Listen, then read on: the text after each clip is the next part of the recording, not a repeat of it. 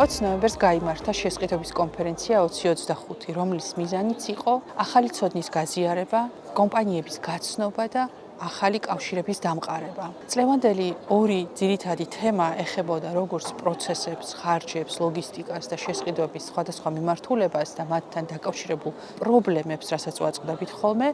მეორე თემა უშუალოდ უკვე გაციფრულებას, ციფრულ პროდუქტებს და თამდევ სერვისებს, რაც ეხმარება ასევე შესყიდვებს და შემსყიდველებს, განავითარონ პროცესები, ბიზნესები და ხელს შეუწყონ საქართველოში ბიზნესის განვითარებას და შესყიდვების სფეროს განვითარებას.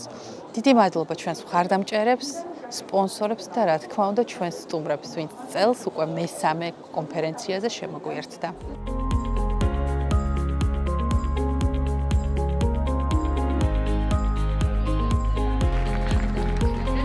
შესყიდვების კონფერენცია მნიშვნელოვანია საქართველოსთვის, იმიტომ რომ ეს არის განუყოფელი პროცესი ყველა ბიზნეს მიმართულებისთვის.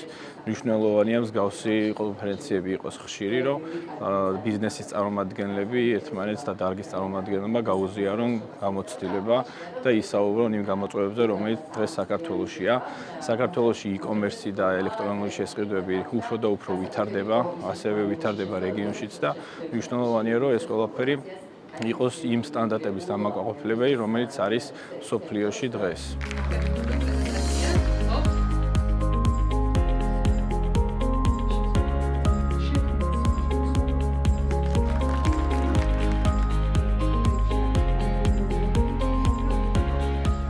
კომპანია Aramexi ფაქტობრივად ყოველ წელს ესწრება აღნიშნულ ღონისძიებას და ვფიქრობთ, რომ ძალიან მნიშვნელოვანია მსგავსი ტიპის შეხვედრები იმისათვის, რომ გაღრმავდეს კომუნიკაცია სხვადასხვა ბიზნესის წარმომადგენლებთან, მით უმეტეს იმის გათვალისწინებით, რომ შესყიდვების მენეჯერებს გარკვეულწილად უწევთ გადაკვეთა შესაბამისად ლოჯისტიკაშიც.